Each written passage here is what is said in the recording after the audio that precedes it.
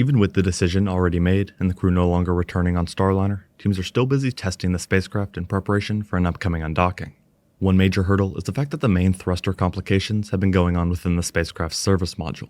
This will separate from the capsule and burn up upon reentry, meaning the next week is some of the last available time to test and gather data. There also are concerns as to whether or not the vehicle will survive reentry, which, no matter how small, is the reason it'll be uncrewed. Here I'll go more in depth into the return date and time, final spacecraft testing, reentry concerns, and more.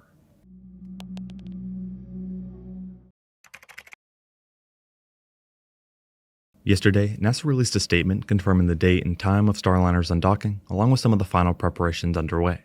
Here they were quoted saying, NASA and Boeing concluded a detailed Delta flight test readiness review on Thursday, pulling go to proceed with undocking of the uncrewed Starliner spacecraft no earlier than 6:04 p.m. EDT on Friday, September 6th, from the International Space Station, pending weather and operational readiness.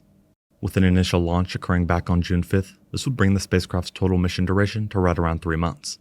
Assuming the undocking does happen on the 6th, Starliner will take about 6 hours to reach the landing zone at White Sands Space Harbor in New Mexico.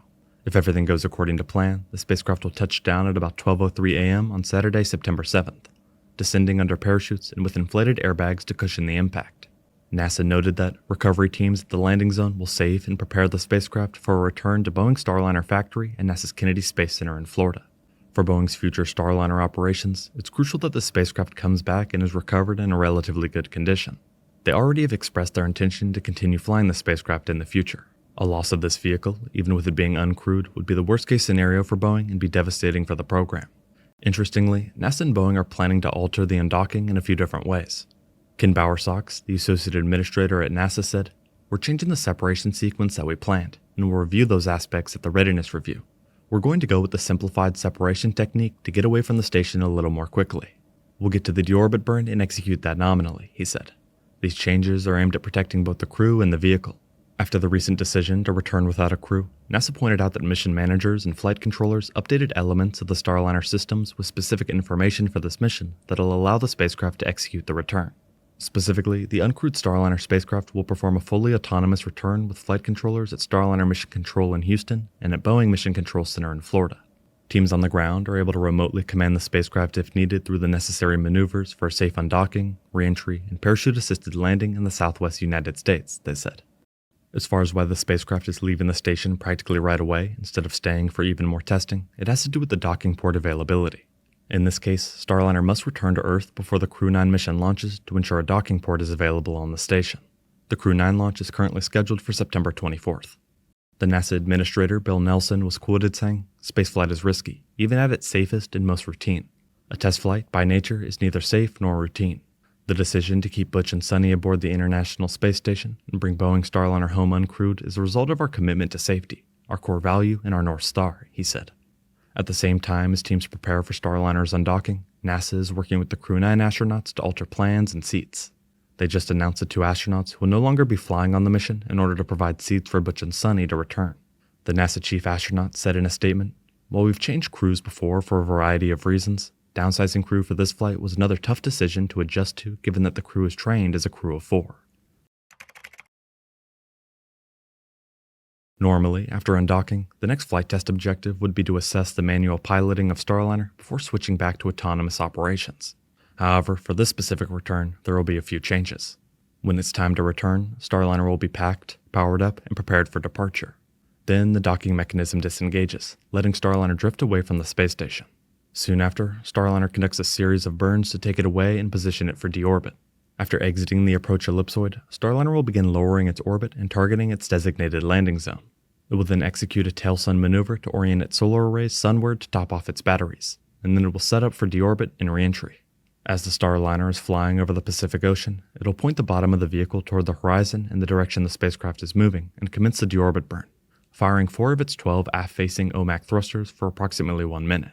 For context, these OMAC thrusters are located within the service module and were one of the main areas of concern for our safe return. Basically, the thought process was that various thrusters on the vehicle that are needed for a safe re-entry of the capsule are not always operating as intended. While they likely will perform successfully during the actual return, the margin of error was enough to move the crew to SpaceX's Crew Dragon instead. Either way, when the vehicle does undock, this mission milestone will be watched carefully. In the last teleconference, Steve Stich said, The bottom line relative to bringing Starliner back is it was just way too much uncertainty in the prediction of the thrusters. Focusing back on the return, it will then orient itself to safely detach and dispose the service module before the crew thrusters reorient the spacecraft in the proper reentry attitude for the entry interface. Meanwhile, the service module will conduct a disposal burn, safely burning up over the Pacific Ocean. Finally, about 16 minutes before touchdown, Starliner will begin entering Earth's atmosphere, experiencing temperatures reaching roughly 3,000 degrees Fahrenheit.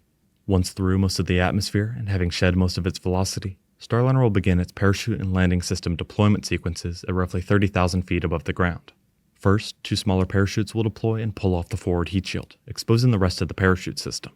Then 2 drogue parachutes will deploy, followed by 3 pilot chutes that will pull out the 3 main parachutes.